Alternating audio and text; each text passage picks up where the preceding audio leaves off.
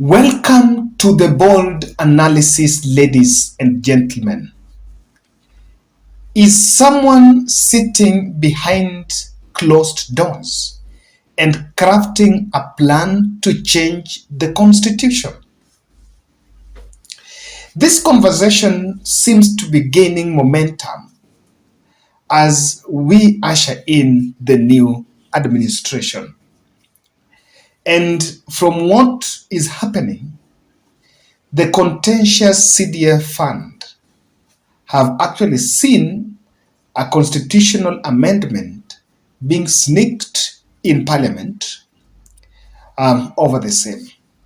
And so we are going to look at what the good lawyer Ahmednassir, William Ruto's ally, how he is begging the president not to take that direction.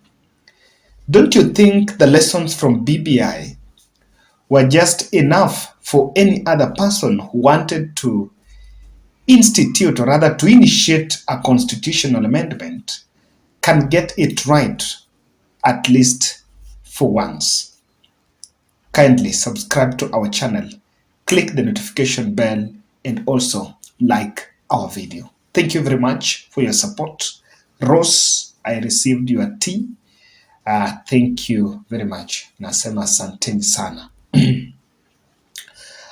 The Shugu Member of Parliament, Gidemu Gidenje, is set to table a legislative proposal in the National Assembly. And if you look at the notice here, that is on Tuesday, November 1st, already. Pursuant on the provisions of Standing Order number 104-7A, it is notified that today, Tuesday, 1st November, the Speaker will accord an opportunity to the member of Gishugu, Honorable Gidemu Gidenji, and the member of Matungulu, Stephen Mule, to make statements on the legislative proposal to amend the Constitution to entrench the National Government Constituency Development Fund, National Government Affirmative Action Fund, the Senate Oversight Fund, and the Economic Stimulus and Empowerment Fund in the Constitution. I got that screenshot. I got that later, of course, it was here. And William Ruto's lawyer picked that letter. Remember, it's only talking about the CDF because the court pronounced itself on this matter that CDF was, in terms of separation of power, that CDF was unconstitutional. I'll try to borrow a leaf on what is happening on Ghana Beat, but I want to get the reaction of lawyer Ahmednassir over that tweet, over that move. He's saying, "Trust me on this. In Africa, it is always a bad idea to amend a constitution. It is a very bad idea to amend a constitution for expedient temporal goals. Don't we learn from history?" Which history do you think the lawyer is talking about?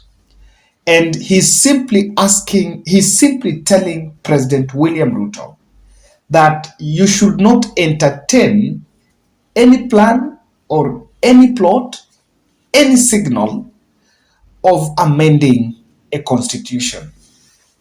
Ladies and gentlemen, let me tell you, this conversation is not premature. I have also seen Ledamo Lekina, when he's been so vocal speaking about the conduct of government agenda, and is saying that, wait, Kenya Kwanza might actually mutilate the constitution. He's saying might actually change the constitution. Let's just have a flashback a bit.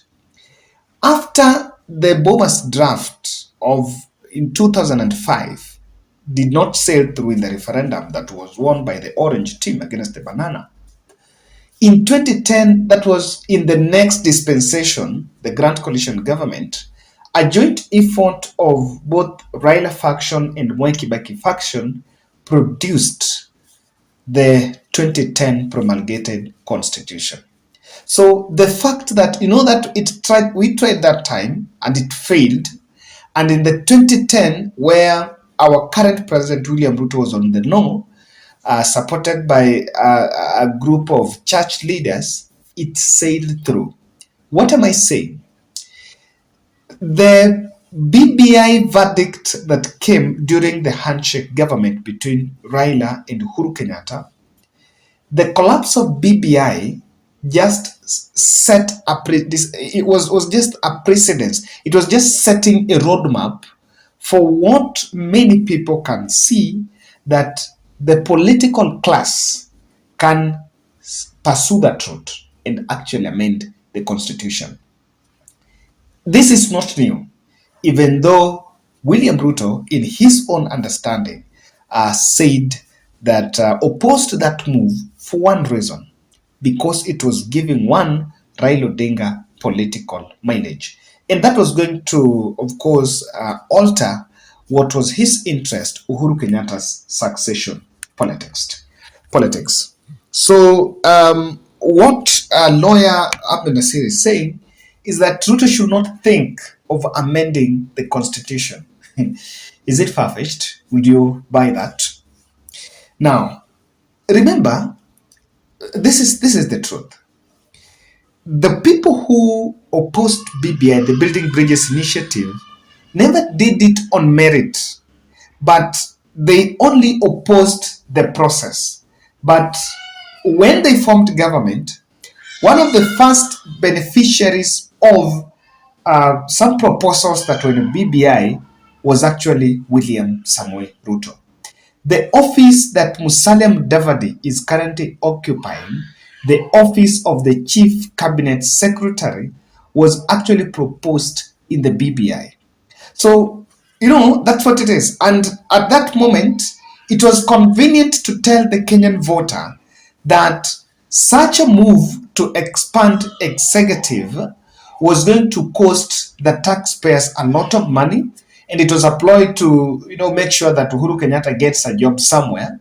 It was convenient to say that, but the truth of the matter here is that what Raila Odinga and Uhuru Kenyatta envisioned in the BBI was a big dream that any Kenyan could still make sense of.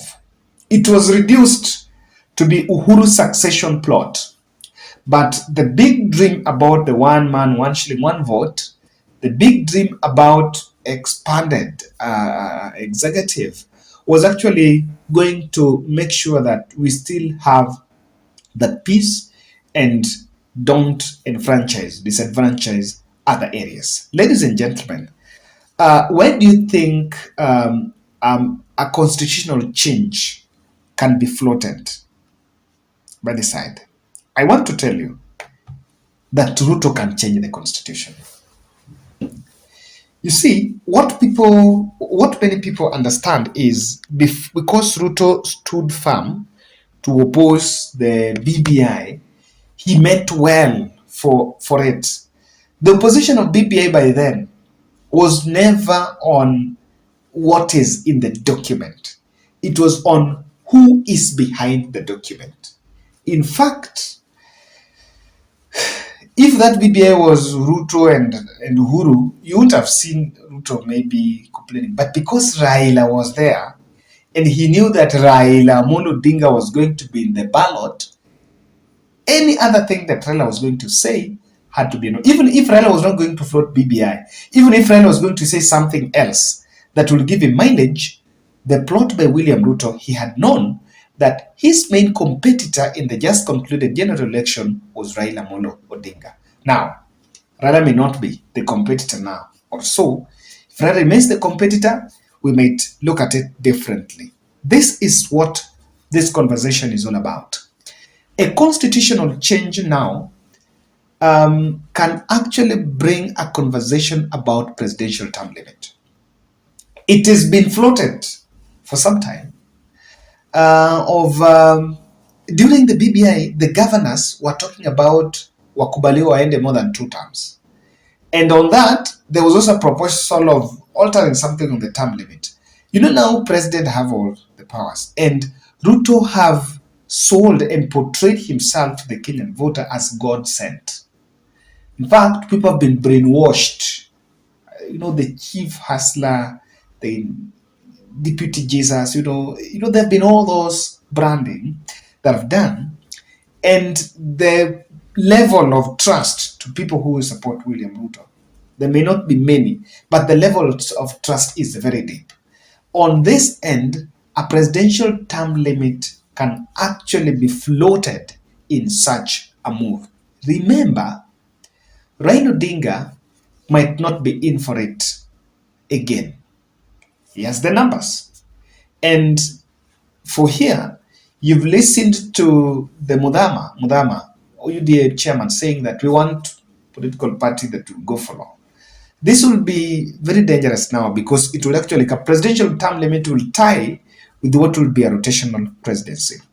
Kenyans must be wary of this is a ploy that if William Ruto uses now, he can only use it to set the tone, and that becomes an excuse that, look here, what I was supposed to do, maybe I have not done, and I was just setting legal framework. So give me another term for the next regime so that I so that I do it. That was the ground for Raila Odinga campaign after 2010 promulgation of the new constitution. But then, if people were to reward Raila, he was to be rewarded in 2013. So, not him alone, but of course, because they were in Kibaki and Kibaki was leaving, he was the one who was remaining. So, it will set, Kenyans would be very wary if such a move can be floated to create a ground for the second term. That, I was supposed to do this, but sasa niliamua nifanye hii kwanza, so I'm going to do it in the next term. This is the big thing. William Ruto have a debt for Mount Kenya. If there is something that Uhuru Kenyatta wanted and it was stopped because of political activism, is 16 additional constituencies to Mount Kenya and more funding on the 1 man 1 shilling county revenue sharing bill. That was never achieved. And President left saying that was a big dream that should be brought back. As devolution is evolving, unfortunately Ruto is not pro-devolution. That's not a secret. But as devolution is evolving, campaigns build and people might actually revisit and ask, what is in it for Mount Kenya? Ruto might be comfortable to push such a constitutional change only to target the Mount Kenya. Remember, they are the small goddess. I don't know whether that is the right English. They are the semi-god in William Ruto's diary. These are the people that he wants to make happy. Comfortably, that can be used to build, to create, to solve the Mount Kenya equation. Something that Uhuru was supposed to do, and Uhuru never did, and it was never achieved. Now, I don't know whether it can build a campaign euphoria ahead of elections, tying with what I said. If Ruto is to bring a constitutional review process here, it's only to create a formation. Number one, if Kenya Kwanza's coalition, big coalition, if it can't be formed, then a constitutional change will take people to a campaign mood, and then he finds time to campaign throughout. From there, you get to election, and if you win the referendum, you have a very good momentum then to even win the general election. That's what happened in 2005. After the No team won, when they went to 2007, they had a very formidable team. People normally want to align themselves with the winning team. So all this can be created to, and I was just saying, in terms of a constitutional change, these are things that Kenyans must look out for.